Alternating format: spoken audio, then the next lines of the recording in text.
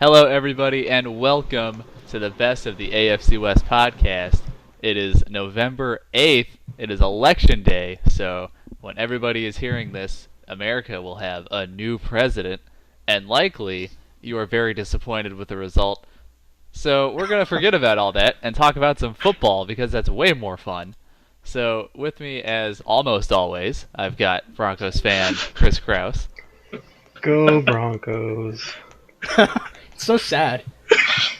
Raiders fan Tyler Stevens. Raiders! And Chargers fan Sumanth Gollapudi. Go Charge, go! Well, we all voted, and hopefully you did too. But we're not going to talk about politics because I'm sure everybody is sick of it by now. It's finally over. So let's get into the football news here. I'll start it off with the Chiefs. Jeremy Maclin left the game on Sunday with a groin injury. He's day-to-day right now, unsure about his availability for this upcoming week. Alex Smith will get the start against the Panthers this weekend, and Spencer Ware is likely to play. He still has to clear concussion protocol. Also, Justin Houston has been activated off the PUP list, and it's possible, probably unlikely, but it's possible that he does get some limited snaps this weekend. So I will be watching his progress coming back from injury very closely because I think they're going to Jamal Charles him, kind of like bring him in like one or two plays every other play. I think so too. Like I think it's going to be, third and super long, obvious passing situation once or twice a game. They don't want to stick him out there against a run and have him get like run over by a pulling guard or anything. Right. In addition to that, D Ford is looking really good right now. I'll have stats on that later, but I was going to D talk Ford about is D Ford really good. later. Yep. Yeah. He's looked very good. So, with Tom Valhali falling off a cliff, D Ford is stepped right up into his place. So once we have Ford and Houston going, it's going to be scary. So I'm excited for that. Chargers. What's your weekly Chargers injury report like this week? Yep, the weekly injury report. So, as I'm sure most of you have heard, the day before we played Tennessee, so this, I think Saturday morning, this is what happened. Our running back, Dexter McCluster, former Chief, former Titan, broke his forearm. Moving luggage. He's lying. Actually, the story is even funnier, so if I'm going to condense the story, and I don't know why he's doing this, but his family moved up to San Diego. His wife, I think, had a suitcase that was full of stuff, and he was looking for his phone, and he saw the suitcase. He thought it was right behind the suitcase, so he moved the suitcase, kind of just pulled it, like yanked it, assuming there was nothing in it. There was stuff in it, and his forearm just popped. Okay, I don't believe this at all. That's terrible. Like, have you guys seen the HBO show Ballers at all? No, Because why? It's a good show, that's why. But there's a guy on there named Vernon, and he's playing paintball, and he gets shot when he's standing on the log, and he tears his freaking Achilles. But he lies to the league and says he was weightlifting at home. And honestly, this story sounds less believable than that one. I think he was doing something stupid and ended up breaking his forearm and decided to make it something that wouldn't get him cut. Yeah, I'm going to take the opposite route and actually believe this because this is a forearm that he had surgery on in the past. So, unless there's great reason that says that he did something really, really stupid to his forearm, I'm going to go assume that...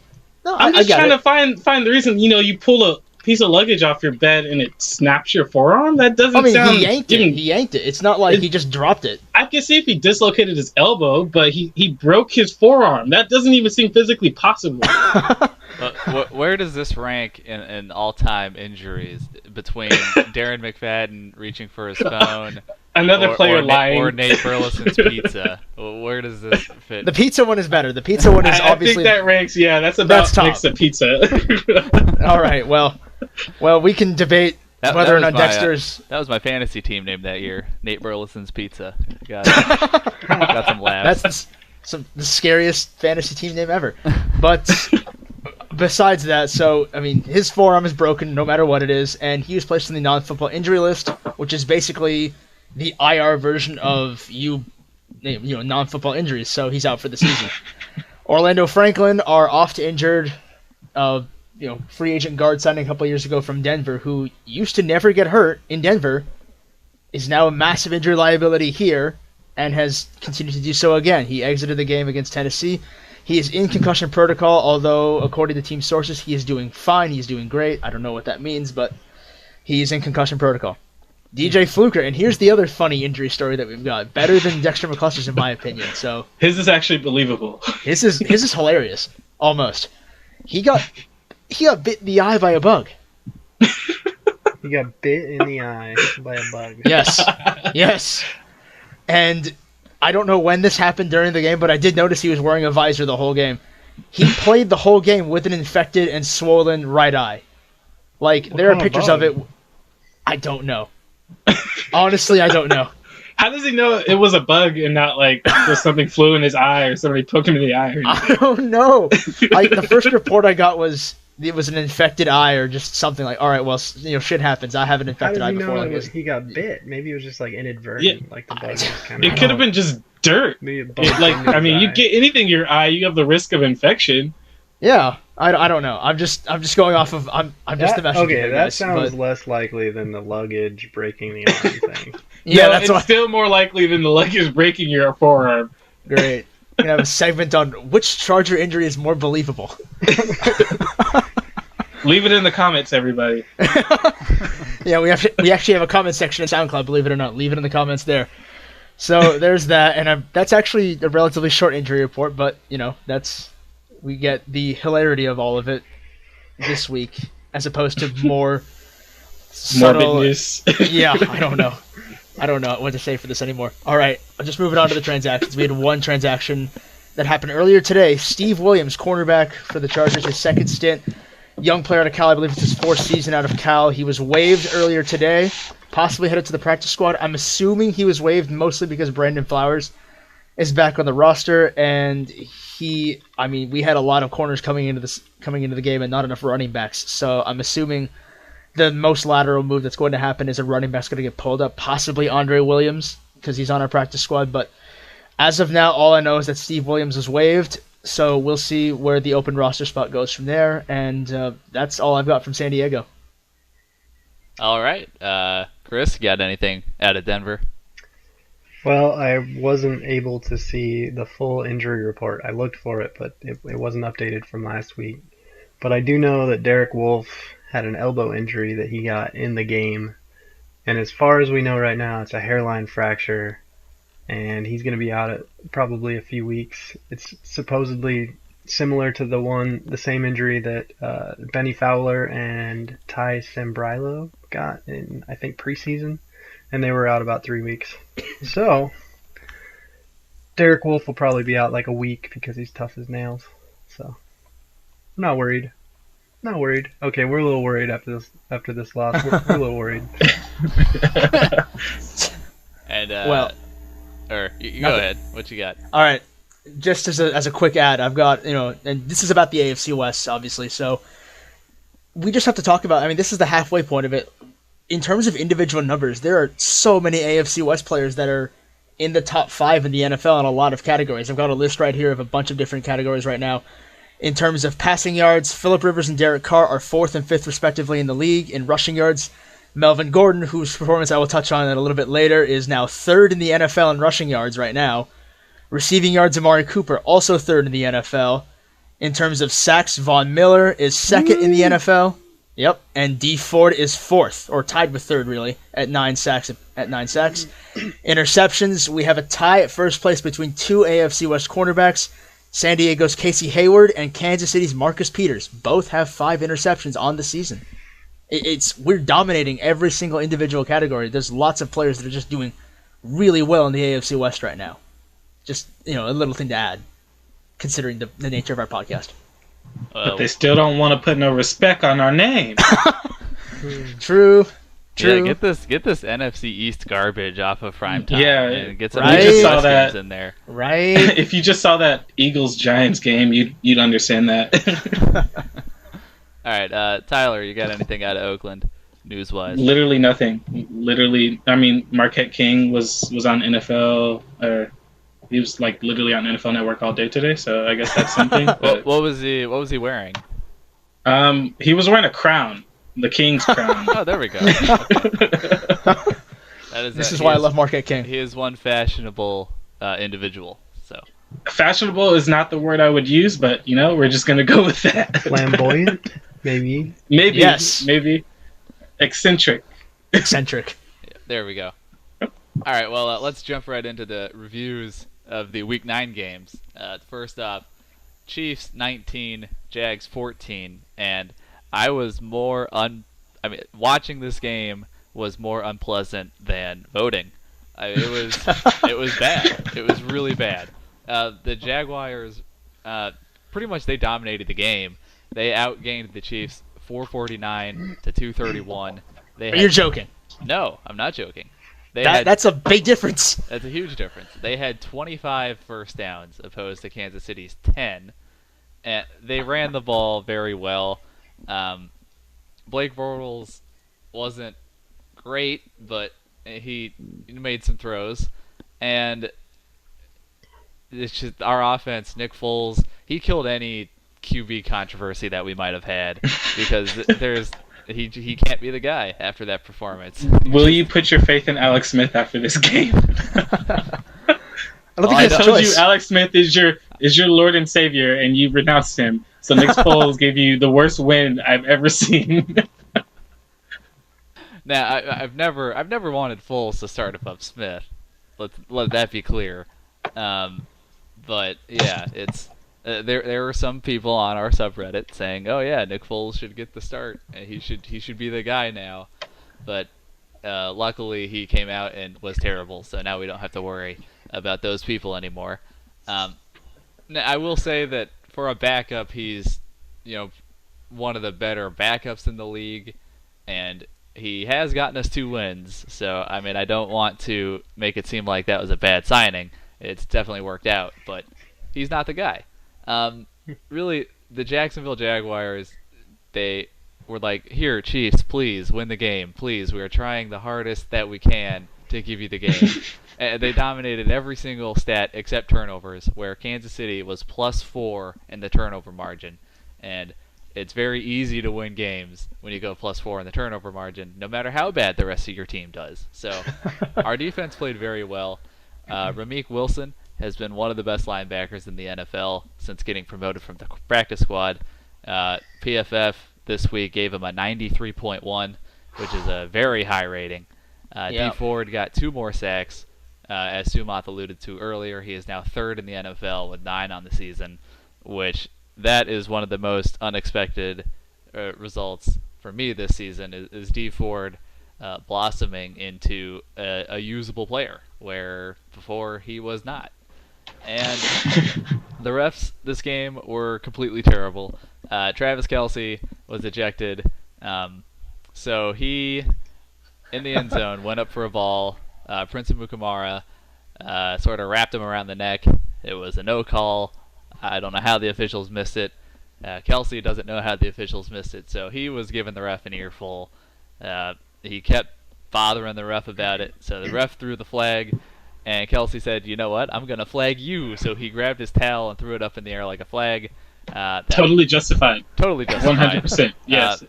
Now that we won the game, I can laugh about it. But I mean, it was it was a dumb move by Kelce, but since we won, it was pretty funny. So I'm gonna give him props for that. If you haven't seen the clip of Kelce flagging the referee, great. It's honestly great, guys. I highly recommend you go see it because it was really funny. Yeah. But we also benefited from terrible referee shenanigans where Jacksonville, Chris Ivory had a rushing touchdown where he fumbled the ball, and the Chiefs recovered it for a touchback, so it went under review, and you can clearly see the ball across the plane before he fumbles it, but it's a Chiefs ball somehow, so I'm not going to complain that the calls were always against us, but the calls were just always against football. I mean, it was an abomination. It was just poorly called, yes. We could just say. The refs have been terrible this year, all across the board. It's kind of... It makes bad. the game kind of sad, yeah. It's been bad. Actually, and I'm going to throw in something on Dee Ford. I mean, when I first scouted him coming out of Auburn, there was a lot of things that I thought were positives for Dee Ford. He had a lot of explosiveness off the snap. I thought, if nothing else, that he could get that first step over a lot of other players, and using him as a hybrid in Kansas City's system, I believe he's a hybrid in that system. I thought he could do a really good job almost immediately, and he didn't do that initially, but now we're starting to see the fruits of his labor almost, and that explosiveness that I saw earlier is starting to come back, and it's coming back in full force, and the 9 sacks, halfway through the season are a testament to that. So yeah. I'm not totally surprised with Dee Ford now. I'm just surprised that it happened much later than him being drafted. Well, the problem with Ford was that he has an elite first step, which in college, that's really all you need. Yeah, that puts it away. The talent of offensive linemen in college, they can't. A guy that fast, they just can't beat him to the edge. Whereas in the NFL, that's a different story. So for the first couple of years, he was an elite first step and literally had nothing else. If the offensive lineman got his hands on him, he was taken out of the play. Well, he finally learned some moves from Tom Bahali and Justin Houston, and it's paying dividends. Yeah, I'm not excited to play Dee Ford for the next 10 years. I mean, if I had to go, name a list of favorite Chiefs, I mean, Tom Bahali is one of my favorite Chiefs in terms of how disruptive he's always been at the point of attack. But as he gets older, I mean, obviously he's going to get less effective. But if Dee Ford can immediately step into his place, it's going to turn into a Shaq Barrett, in Denver situation replacing DeMarcus Ware. It's just terrifying to see these pass rushers getting, almost coming in like one by one in this division. It's about to get a lot worse a little sooner. Probably, yeah. All right, well, that game was really ugly, and I don't want to talk about it anymore. So, Titans 35, Chargers 43, and Melvin Gordon, I think somebody tipped him off about me talking so much smack about him. So he said, I got to get my act together because this rando is calling me out every week. So you're welcome for that, Sumanth. First of all, it was me that told him, thanks for giving me the fuel to tell Melvin that. And just on the numbers today, oh my goodness, Melvin Gordon ruined, I think, the entire Titans defense. Let's start with the fact that the Titans came into this game with a top 5 rushing defense. They were 5th in the league. San Diego was right behind them at 6th. Melvin Gordon torched them. They came in with an average, I think Tennessee allowed an average about 80, 85-ish yards per game. Melvin got 196 on the ground. 65 receiving yards, 1 touchdown. And the yards per carry, he's at 6.1. It was actually 6 and an eighth, but I'll round up. 6.1 yards a carry. That's not usual for Melvin Gordon, nor is it usual for any other running back. So he had a fantastic game, and he wasn't perfect. He had stops behind the line of scrimmage too, but he had 4 or 5 different runs where he broke at least 20 or 30 yards, and the last run that he had was a 47-yarder. So can I comment on this? Go for it. No, I think this is like a weird case where you usually don't see it, but the pass actually set up the run. I mean, like, I watched this whole game. In the beginning, Melvin really didn't get it going that well, but the short passes to the tight ends and the slot receivers kind of put the Titans, forced them to kind of step back a little bit, and that opened up Melvin on those kind of draw runs or up the middle, and once he started to get it going, they could not stop it at all. I agree completely. Actually, if you look at some of the earlier runs in the game, and honestly, a lot of the bigger runs look just like this. Tennessee was almost coming at San Diego in a passing situation. They're trying to get after the quarterback. The outside rushers were coming in, and then the inside was more or less trying to hold their ground. But once that happened, the Chargers just moved them out of the way, and the pocket kind of just opened up like a tunnel, and Melvin just ran right through. That's it. That's all they counterpunched them the entire game. It was brilliant, honestly. It was amazing. I wasn't expecting it to work that well at all, but and then you could see how Melvin's physical traits translated to the NFL. I mean, the biggest thing we've always talked about, at least what I've had with him, was he is about as physically there in terms of a running back as I've ever seen in the NFL. He is the most physically capable back I've ever seen.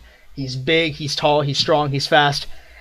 The second he gets going, you can't stop him. It was everything behind the line of scrimmage that was always holding him back. And now, when you come up with these, with Tennessee trying to account for the pass and not for the run, that allows the offensive line to open the holes, and Melvin just runs right through them and bursts through for who knows how many yards. So if we can do that again, continuously the rest of the season, Melvin's going to have some ridiculous rushing totals the rest of the season.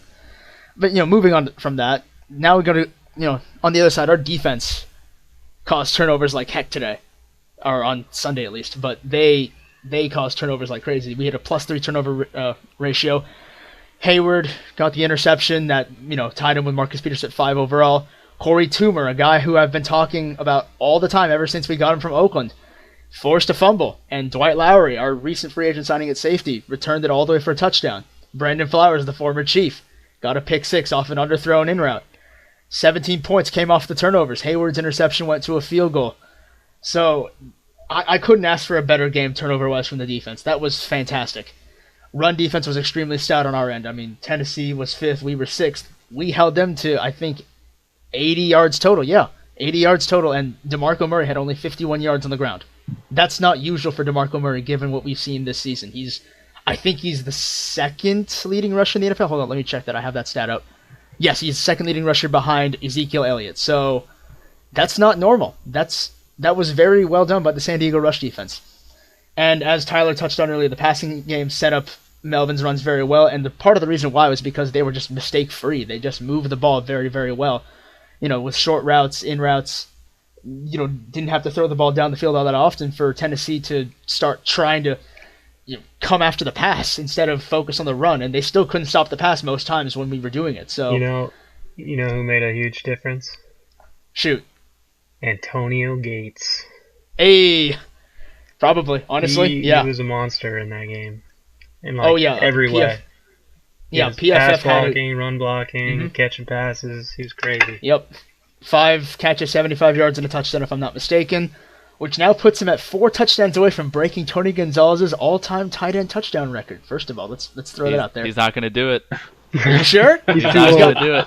He's got 7 games to get 4 touchdowns. Let's think about this here. Well, yeah, that's possible. It's up and down. I mean, I'm not saying he's a guaranteed lock, but saying he's not going to do it, I don't know if you can claim that. I think he can do it. We'll see. I want him to end the season with, 111? Is that what he needs? Yeah, I think because Tony Gonzo's got 110 or something like that. Yeah, he needs 4. That's all I know. And, I mean, our offensive line, given the pressure that they've allowed in the past, they did relatively good in terms of the protection. I mean, we allowed 1 sack against a strong Tennessee defensive line. I'm a big fan of Jarrell Casey. I was extremely excited when we got Giff Smith, the defensive line coach from Tennessee, over to San Diego this past offseason, because I attribute quite a bit of their success to Giff Smith. So I'm very happy with the protection that the offensive line gave. Now, on terms of our negatives, and this now comes back to our offensive line, penalties were unacceptable. The penalties were really, really bad this game for the Chargers. We had 14 penalties the entire game, and we came into the game the 3rd least penalized team in the NFL. That's unacceptable. It truly is. I mean, I know maybe if we get more penalties, we'll be like the Raiders and win more games, but that's maybe that's what it is. We just need to be like bigger douchebags on the field. They found the secret. Be penalized every single play. But yeah, no, we had 14 penalties, and there were some that Tennessee literally declined, so we should have had more than that. It's unacceptable the way they did that, and the offensive line was the biggest culprit. Joe Barksdale in particular did not have the best of games. Former Raider. Former Raider.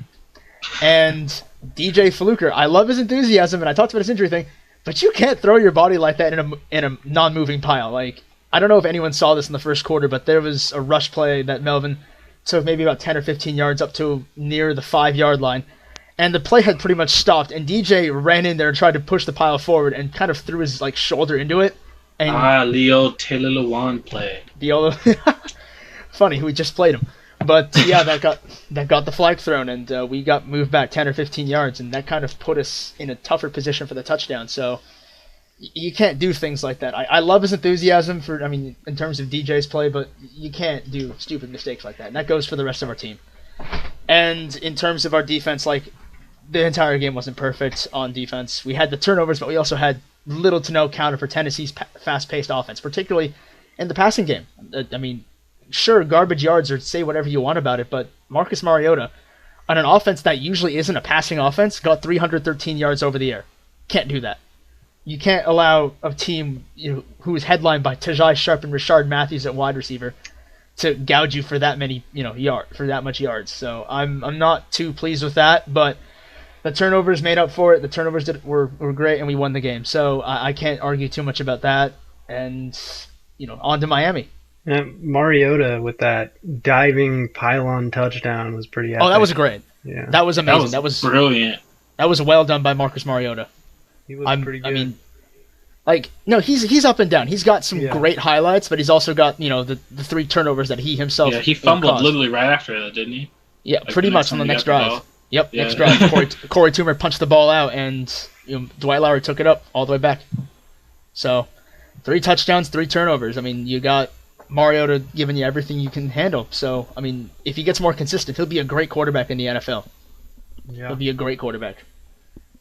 And just before I sign off on this, I could see this coming from a mile away. I mean, I don't know how many of you guys watch college football, particularly in the audience as well, but usually I go to school in Northern California, and 2 years ago Mariota was headlining the Oregon Ducks team playing against Arizona in the Pac-12 championship game, and I had the honor of witnessing that live. And the way Marcus tore the Arizona defense a new one was unbelievable. I just thought at that point, if he didn't win the Heisman, it was wrong. Like it was rigged. If he didn't win the Heisman, it was just Donald Trump level rigged. If Marcus didn't win the Heisman, and he shows that ability in the NFL, so it's great to see. And as long as he can be consistent and remove the negative plays, remove the rookie mistakes, he can be a great quarterback in the NFL, and he will be one of the usher in a new era of quarterbacks in this league. Speaking of Donald Tom Brady's Trump, retire. He's currently in the lead. This is an election update. We're not talking politics. We're not talking about that. We're ignoring that right now. I regret my Donald Trump quip earlier, but yes, that's it's rigged, so obviously it's totally rigged. But yeah, so the system is rigged. Yeah. Anyway, so I mean, yep, that's he'll be a great quarterback, Marcus Mariota in the NFL. He just has to clean up the negative plays, and Tennessee will be a much better team with him. And get a better coach, maybe. I don't know. No, okay. I'll leave the malarkey comments up, but I don't think he's done a terrible job riding the ship over there. I think he's actually done. It's a load of monarchy. I mean, he was dealt a bad hand in Jacksonville. I really don't think he was dealt any positive things over there. I don't know what he could have done. It was almost like what Gus Bradley walked into. Granted, he's not going to leave with much else, but he walked into Jacksonville, Mike Mularkey, with very, very little on his plate, and he was given no chance to work with it. So I don't blame him for that particularly. I don't think he's the best head coach in the NFL. I'm not calling him the next Bill Belichick, but I think he gets more flack than he deserves, and I think he's done a pretty good job riding the ship in Tennessee, at least for now. All right. Mike Mularkey to the Chargers, 2017. You heard it here first. All right, moving on. We picked a sweep last week we did. The Raiders, as they end up coming through All right. 30-20. As Chris wasn't here to defend his team, just like the Broncos weren't able to defend the run. You know what? Damn. I didn't show up, just like the Broncos didn't show up, obviously, to the game at all. That's some predictions early on. So, Chris, me to do you have any defense for your team at all? Is there any redeeming quality from last night? Well, positives. Brandon McManus, he was kicking some good field goals. He hit a 55-yarder twice after Jack Del Rio tried to ice him. And yeah, it was a good attempt to ice, but he just had ice water in his veins. You can't honestly, and it's at sea level too. Like it's not actually an easy mile-high kick. Yeah. Straight down the Gooch McManus. That's his name. But other than that, positives. That one play with Capri Bibbs, that screen pass, that looked pretty good. That was. I think that was the defense going into prevent mode, and then forgetting that they had to actually finish the play. Yeah, that, and I think we were starting to wake up a little bit. We had some good blocks. Manuel Sanders threw a good signal for Capri Bibbs to cut back. Otherwise, I don't think he would have got in the end zone. Yeah, never a good idea to wake up with 5 minutes left in the game. Yeah. Shoot, I can't even think of his name right now. Jordan Norwood's catch? Why can't I think of our offensive line's names? Probably because they're terrible. Yes. Was it Stevenson getting wrecked? Oh, he had one afternoon? of the worst games I've ever. Thanks for taking Yeah. him off our hands. him and Okung. It was bad. Yeah. Okung saw Irvin all day, and he had reminiscence of like Seahawks training camp. Jesus. He had flashbacks. he got traumatized. No, it was Schofield. Sorry. Yeah, Schofield. Oh, jeez, that's no better. On that, no, he's not as bad as we've given him some bad flack. He's made some bad plays in big games, maybe primetime games, I guess mainly. That's why he's known for some bad mistakes. You guys should trade him to the Texans. But no, during that game he had some hustle. He was one of the only offensive linemen we had with any hustle during the Raiders game. He was going against Jihad Ward all day. Like it wasn't really a huge what matchup I'm thinking for him. of is the Capri Bibs, which is like the only play I have to talk about because we didn't do anything. Yeah. But during that screen pass, he had 2 blocks and then ran like 30 yards downfield to make another block to let Bibbs get into the end zone, and everyone else on the line had given up, obviously, because we were pretty far behind and they were probably He played like disheartened. he played like he started Bibbs on his fantasy team. Honestly. Probably did. But those are like the only positives that I can scrape from the bottom of the barrel. Well, I'm sure Tyler has a bunch of positives. Oh, I have a lot, but let's start with one negative.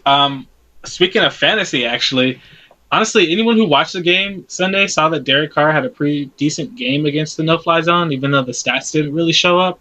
But I mean, come on, some of us have these people on our fantasy teams, and the Broncos literally stole points from us. Every time Carr went deep, they either interfered or held.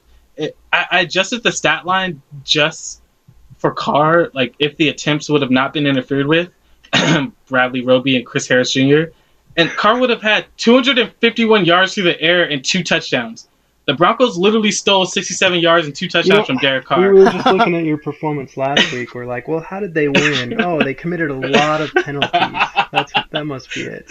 So they weren't all in the defensive backfield though, and so like screw those guys. But speaking of screw those guys, the fact that TJ Ward is still sticking by his stance on the Raiders receivers, I mean, like, this is the saltiest man on earth. I'm surprised his initials aren't NACL. I mean, like, Oh, the he chemistry gets his reference. Hey. he gets his ankles broken by Jalen Richard and misses multiple tackles, then blows up a play for no gain on the 5'8" rookie running back and celebrates like he just stonewalled Adrian Peterson. Honestly, I think the Raiders targeted him whenever they could, and he got exposed so much, and like literally so much of this loss is on him being the box safety and failing to make so many stops so many times in this game. And his broken coverage is what led to the outside corners having to draw the flag on some of those deep passes. Honestly, his mouth wrote a check his ass couldn't cash. you can't. You can't I say think it's the his. Raiders came out there pounding the ball just to get at him. His mouth literally wrote a check his ass couldn't cash. That's it. And that's a phrase I'm going to use. Well, moving away from the Broncos, the positives I saw on the other side of the ball, the Raiders held the Broncos at 33 yards rushing. They had a 30-13 lead until that garbage time touchdown by Bibbs, which I'll get to later. With 5 minutes left in the game, Mack continued his hot streak with nearly the same stat line as the Bucs game, with 2 sacks and a forced fumble. Our coverage held tight and maintained communication through most of the game, so they were definitely a plus in this game. And they kept the Broncos to 3 and outs on their first 4 drives, which is awesome. They had a 27% third down efficiency, going 3 for 11, and limited them to 2.8 yards per rush. Which is funny because that's pretty good for us for the season. Holy crap! Even with Are you Anderson, serious? Oh yeah, like I can't remember the stat. I've got it. I guess on the season we have like a 35% third down efficiency. Jeez. Which is well, I mean, worst. for a season stat, that's actually not too bad. It's But like in a sixth worst in the vacuum, well, true, yeah. also Usually around 45%. well, Usually also, around 45% for third down. Yeah. Who is?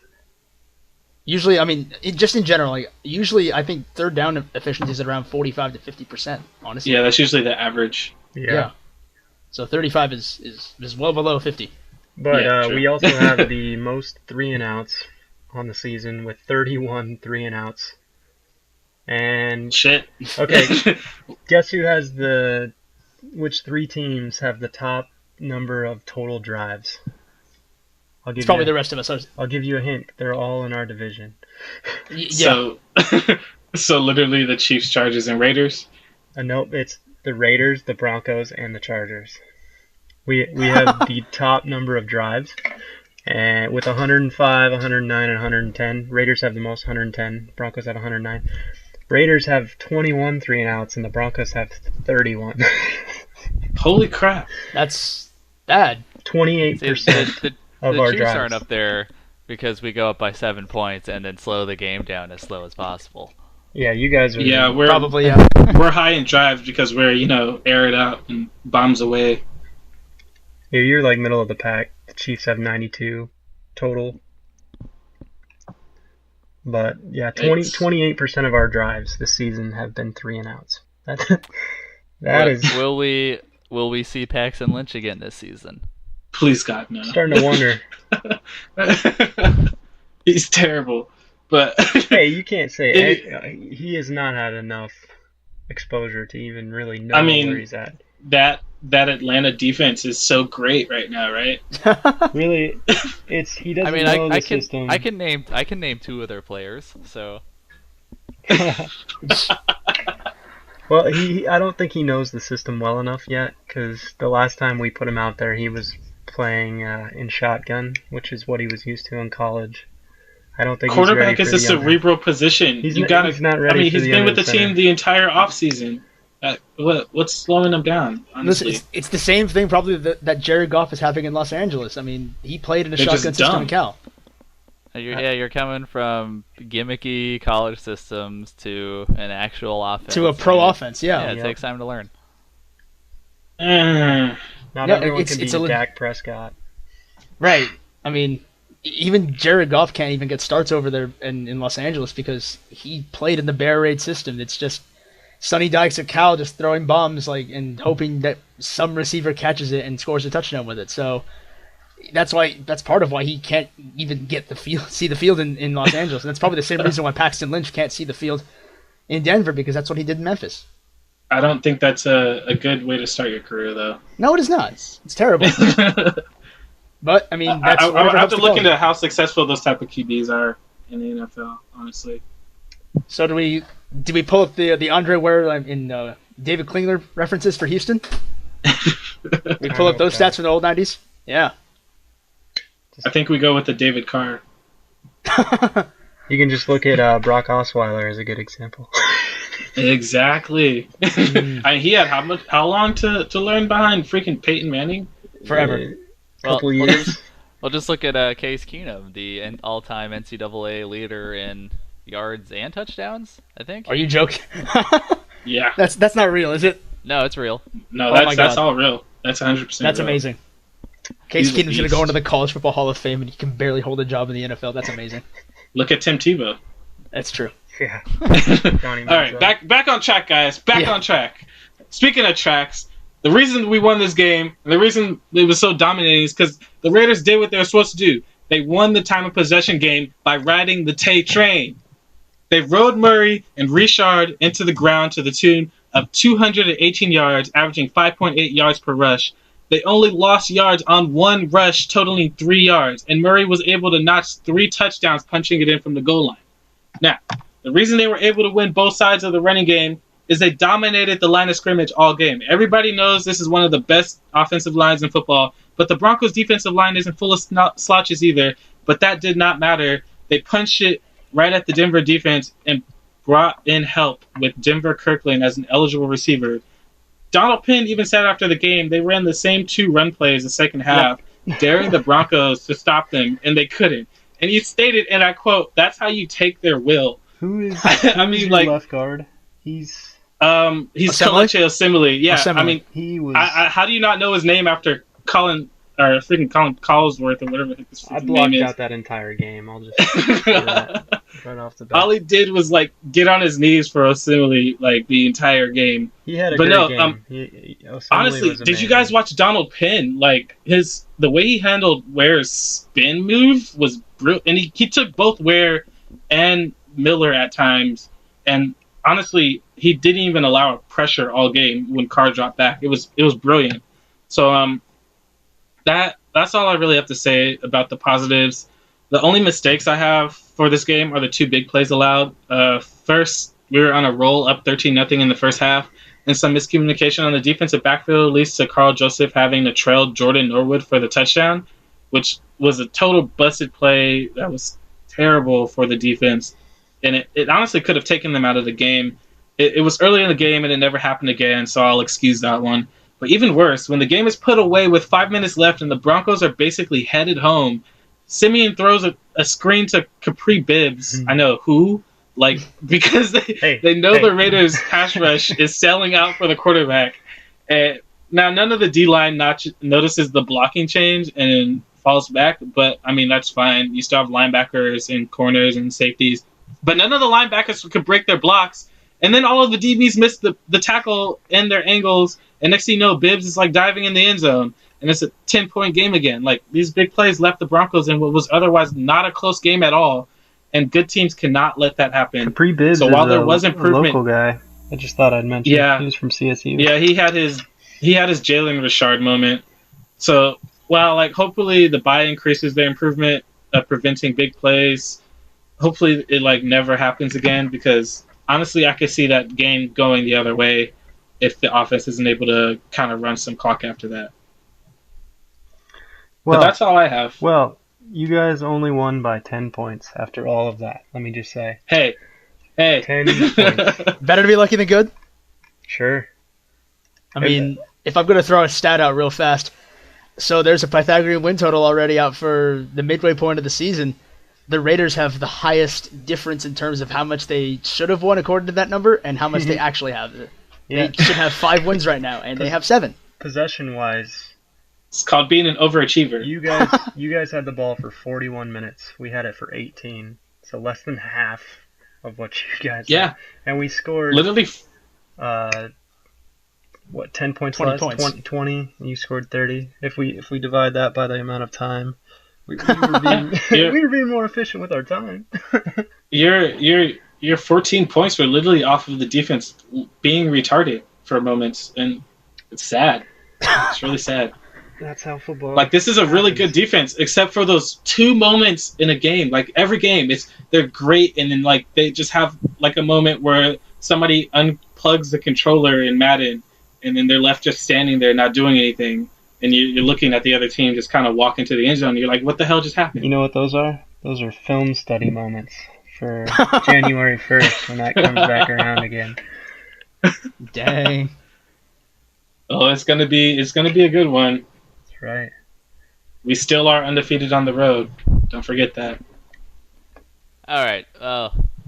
Let's go ahead and preview Week 10 because I don't know. Let's do it. So first game, Chiefs at Panthers Sunday early game.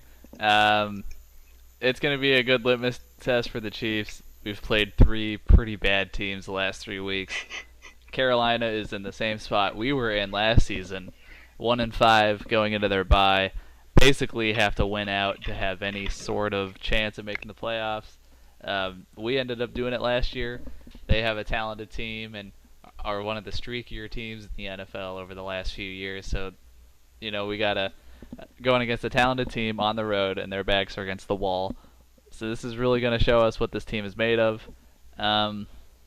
Their biggest weakness is their secondary and allowing for big pass plays. Unfortunately, that's not our strong suit. So can we grind out long drives against a really good front seven? At the end of the game, though, I do think that the Panthers are going to come out on top. I just don't think it's a great matchup. Oh my God! What? Really? I'm picking against the Chiefs. Yeah, I just really. I don't think this is a great matchup for us. We saw against Jacksonville what happens when we can't run the ball. Carolina has one of the best run defenses in the league. So I think our defense is going to keep it respectable. We saw Cam Newton and the Carolina Panthers get frustrated against a pretty stout Los Angeles Rams defense. But yeah, I think Carolina's going to win 17-9. We get 3 field goals from Cairo Santos. Okay, I'm gonna go on this one. Your lack of faith in Alex Smith disturbs me. It's really honestly kind of sad. Is Smith even going to I play? know you guys. I thought it was. Yeah, he's playing. He's playing. He's playing. And the fact that Spencer Ware is probably playing too really makes your prediction pretty sad.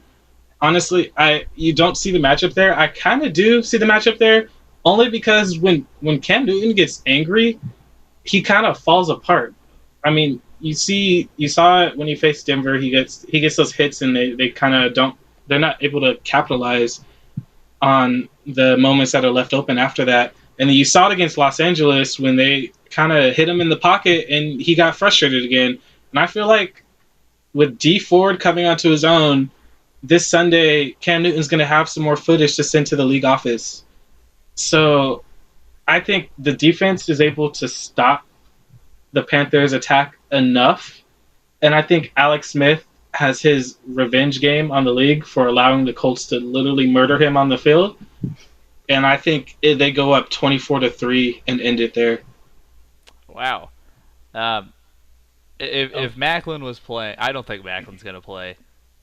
If he was in, I think that'd be a different story, because I think he is good enough to be a mismatch against their, Who's that little receiver you guys got? That little short one. Like, yeah, he's gonna have a beast game. I mean, he's good for 1 or 2 bombs, and whether or not Smith can get the ball there or not. I mean, have you seen the Carolina Panthers defensive backs? Well, it doesn't matter. It doesn't matter how open he is if Smith can't hit him deep. Like, Smith's He's ball accuracy gonna, is not good. He's going to hit him. He doesn't even have to be accurate with it. He just has to throw it up there, and Hill will literally have so much space he can run to wherever the ball is and take it away. I mean, I hope you're right, but I mean, we'll see. We'll see. All right. I'll jump in with my prediction. And for one thing, I do hope Prather's right. I hope Carolina wins the game, but I don't see it happening. And the reason why I say that is because, and Macklin actually being out for the game now that information is there is actually kind of significant. That might swing the game towards Carolina's way in the way Tyler talks about, or Prather talks about, really. But the way I see it is this: it doesn't matter like what kind of run defense you have, as long as you have the right game plan to account for it. That's what we just talked about in the San Diego Tennessee game. Like, Tennessee had a top 5 run defense, and we gouged them for almost 200 yards on the ground just by one player, and overall we had 208, I think. So the way I'm looking at it is this: if Alex Smith can open the passing game up in short yardage situations, I mean, and let's think about this for a second. As long as a receiver can get open within 5 yards on a slant or something for Alex Smith to hit the ball, and he can do that, then the running game starts to open. Then the run protection will start to open up a little bit. So, and I think Carolina's offense is going to have some significant problems against Kansas City's defense. It's going to be a pretty back and forth affair, I think, on that side of the ball. So I think Kansas City overall, even without Macklin, is the better team here. So I have to give it to Kansas City. I don't see how Carolina plays this game and wins it unless Kansas City just doesn't do something correctly at all at any point. It's going to be close. I'm not going to go and say it's a blowout like Tyler's saying. It's not. Are you saying 21-10? Is that your score? No. It's going to be closer than that. I'm going to call it 20-17, something like that. It's going to be close. Okay. Yeah, how about you, Chris? All right. I'm going to go ahead and call it for the Chiefs. I think you're thinking about the Panthers like they're the team they were last year. And I think, like you said, they have a good rushing defense, but you're not really able to run the ball as it is because you've only got Charkandrick, Mr. Charizard in there. Well, Ware is likely going to play. And if he does, has a pass protocol. Right. If he does, I But if think he it'll passes, really. he's in. Yeah, and if he is, I think it'll really tip it your way. Because I think Cam Newton can't throw the ball for shit. And Oh well, that's well, not really true. Cam I Newton don't can think heave he a ball can. in a direction. I don't think he Cam can Newton- throw No, the ball. I mean, not against Cam a Newton can defense like the Chiefs. I don't think he'll be able to. maybe. We'll see. I mean, Devin Funchess and Calvin Benjamin are good receivers, and they've got Greg Olsen, who's a great safety net. So I'm not saying I wouldn't say that he can't throw the ball. I'd say it's harder than I think what Prather's giving him credit for. I don't know. I don't think his passing mechanics are as good even as they were last year. So I think Well, I mean, when you're getting hit in the head literally every play, it kind of makes yeah, it sense. might have something to do with it. Maybe he's getting it knocked out of him. I don't know. But I think he's gonna probably struggle. And I mean, if it was in Arrowhead, I'd say it's a shoo-in for the Chiefs. I think it'll be close. It'll be a little closer than it would be in Kansas City. So I like that score you threw up, 21-17. I'll say 24-17. Just to put it a little further in their favor. Chiefs. All right. Yeah, the one thing that people don't really take into account is Marcus Peters does not travel. He stays on one side of the field. So if Carolina does what Jacksonville did, which is just line up Allen Robinson against Phillip Gaines all day and just take advantage of Phillip Gaines, then I think the Chiefs could be in for some problems. Benjamin's gonna throw some Benjamins on him. It's weird. So Peters always plays well, and one of our other secondary players will play well, but one of them will just have a completely terrible week, and it'll rotate week to week. Like this week it was Phillip Gaines. I think the week before that it was Steven Nelson. The week before that it was DJ White. So they just got to find which cornerback is having an off day and just relentlessly pick at them. So and it will work because it has every week. All right. All I'll just say is I hope you're right, Prather. That's all I want to say. Yeah, same here. I'll be rooting for the Panthers the entire way. I want to keep first place. The rare negative Nancy pick where the fan of the team is the only one that picks it. Is the only one who goes against him. Uh-huh. I'm pretty sure that's happened to me once, at least once. All right. Well, the other early game, Broncos at Saints, as they go to the Superdome and face Drew Brees. All right. Well, I think this is going to be an interesting game, and this is the first time I've felt a little negative about our team in a while. After coming off a loss to the Raiders of all teams, jeez. And I think the Saints have a better offense than the Raiders. I know the Raiders are pretty hot, but I think we're going to have an this even tougher offense time. beat their offense in the Superdome. Sure. So I don't know if you could say that. But I think it was more your defense beat their offense.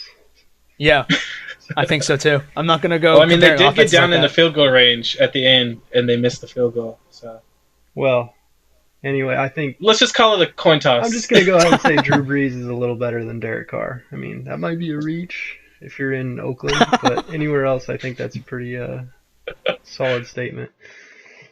And I think, honestly, I think they'll probably try and run the ball at us, and that's what's going to open up their passing game, because our run defense, people are starting to see is open, and they're going to get Ingram and Hightower out there, and they're going to be running the ball down our throat like everyone else has been, especially with Wolf out. And unless we can get our run game going, which I don't know why, but we keep coming out and throwing passes right away when we have a Kubiak offense that's supposed to be zone run, run the ball as much as you can. But against the Raiders, we decided to go out and have, 4 3-and-outs that were mostly pass plays, which makes no sense. So they saw Darius Latham in the middle, and they were like, never mind, let's just pass. Could be. And the Saints kind of have an average defense. They're not great. I think the Raiders are better. Pretty bad, actually. Yeah, and I think we'll have a better chance offensively, but we don't shine on offense as you might have noticed. So unless Simeon can get things going, which he seems to be pretty good on the road, maybe he'll have a shiner out of nowhere. And I think the team is going to be pretty angry. They're gonna. This is a good gut check this week against the Raiders. I think we have been humbled coming off of a Super Bowl winning season, losing to a divisional opponent and ending up third in the divisional race. This is going to get things going for us. So I think we'll still squeak it out because I don't want to, vote against my team like some people, Prather. But I'm going to say it's going to be close, and I think it'll probably be pretty high scoring, say 28-24. Oh my, that's an odd prediction. A high scoring. That's not a high scoring game. Yeah, It's high still scoring 50-point game. 50-point game with the Broncos. Right. That, I think we'll that's be honestly kind of weird. we'll be playing catch up for most of the game, but I think Brandon McManus is gonna kick a lot of field goals in that dome. So Honestly, with my prediction, the Saints are just different at home. The Superdome is a weird place. I think they have some like voodoo magic on that place. I don't know if the Broncos can pull it out here. I think they kind of fall into a tailspin going into the bye. And I don't think it's going to be like a blowout, but I think it'll probably be High scoring. no, not high scoring at all. Actually, Really? yeah, I'm predicting the Saints kind of lay off Drew Brees' game a little bit because I saw the rush defense as a weakness, so they kind of go with Ingram. Is that their back more? yeah, Ingram and Yeah, Hightower are their committee right now. Well, I don't really believe in Hightower, but Ingram had a nice game last week. Yeah. So I'm thinking it'll probably be like 21-17, maybe like that other prediction. In All favor right, of the well, Broncos. No, Saints. Well, I think this game is going to get all kinds of wacky with the Saints at home. Drew Brees. You got Michael Thomas, their rookie wide receiver, who's really coming into his zone. Yeah. They just got too many weapons, and the Broncos are going to be completely demoralized after getting pounded by the Raiders. And even though Trevor Siemian is gonna struggle, and he knows how bad the Saints defense is, so it's gonna just make him even more frustrated, and he's gonna play full on tilt, and he's gonna make a bunch of mistakes, and we see Paxton Lynch this game. So Saints are gonna win 35-14. You just want to see Lynch. He just wants to see Paxton Lynch. I do. I really do. Oh, man. All right, my prediction, and the way I'm seeing it is this. Denver and New Orleans are basically mirror opposites of each other in terms of their strengths. Denver has a fantastic defense and a weak offense. New Orleans has a fantastic offense and a weak-looking defense.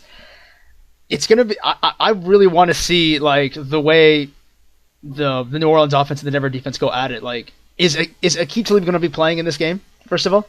We're not sure yet. He's still got his back injury he's dealing with. He Okay. could be back. Okay. If he does, I start to like Denver's chances a little more. If he does not, Denver's got some problems. Brandon Marshall, And it's not- too. It might be out. We'll see. Yeah, that's not good either. I mean, and I like Denver's depth in the backfield. I like Lorenzo Doss. I like some of the other players they have back there, but it's going to be close. It's going to be tough. And I think New Orleans overall has a little more going for it than Denver does in terms of the way they've played and the way they've looked. I'm going to call it a close one, and it's going to be...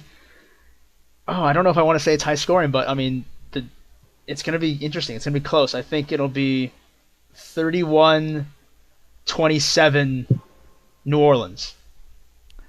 Yeah, That's high scoring. the most entertaining matchup to me is going to be the Saints defense against Denver's offense. What happens when the stoppable force meets the movable object?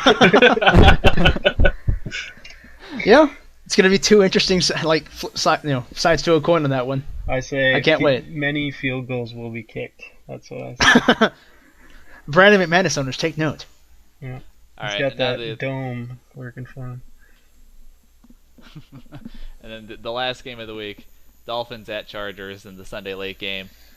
Can you stop Jay Ajayi, who is somehow a really good running back the last 4 weeks? By magic, who knows? But all right, so week 10, final test before our bye week.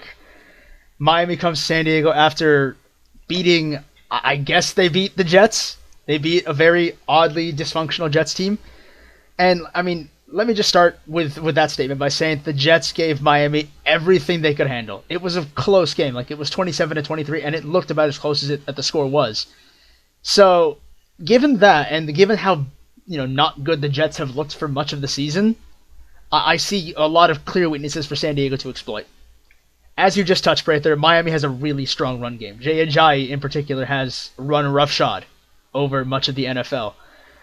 And just to counter that, we have a strong run defense. As I just talked about, we just limited Tennessee, who was the 5th-ranked rush offense, to 80 total rushing yards. So that's obviously the biggest matchup to look at, and that's going to set up quite a bit of their offense, Miami's offense going forward. Jay Ajayi did great against the Jets, as I said. Stat line was 111 yards, 1 touchdown, 4.6 yards to carry, all good numbers. And in a way, actually, Miami mirrors Tennessee in the sense that their passing game is about as secondary as Tennessee's passing game is. Miami's offensive line, on the other hand, is not as good as Tennessee's offensive line on the overall. They have some good players. I think Brandon Albert's played kind of wellish now. Marquise Pouncey's done all right. And it's instead of Tennessee, where I think their offensive line is completely, one of the best in the league around the board. So if our defensive front seven can get through Miami's line and start stuffing the run game and limiting them early on and getting pressure on Tannehill when they start passing, it's going to create a world of opportunity for turnovers and for a lot of 3-and-outs on Miami's end. So the front seven is going to be, as I say all the time, but it's true here really in this particular case. The front seven is going to be absolutely crucial in stopping, the Miami Dolphins. If they can stop the run, I'm pretty sure we can do a pretty decent job against the pass, assuming we get the pass rush on Ryan Tannehill. He doesn't work that great under pressure from what I've seen. And on the other side, the Chargers need to run the ball. It's as clear as that. And it's not just because we ran the way we did against Tennessee. It's just because Miami's rush defense is one of the worst in the NFL. They allowed a lot of yards. They're 30th in the league.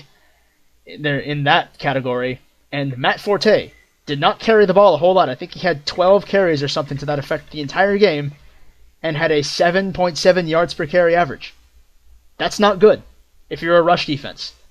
So if Matt Forte and the struggling New York Jets can get that kind of production out of the run, the San Diego Chargers are not struggling as badly as the New York Jets. We are 4-5, but we are not that bad.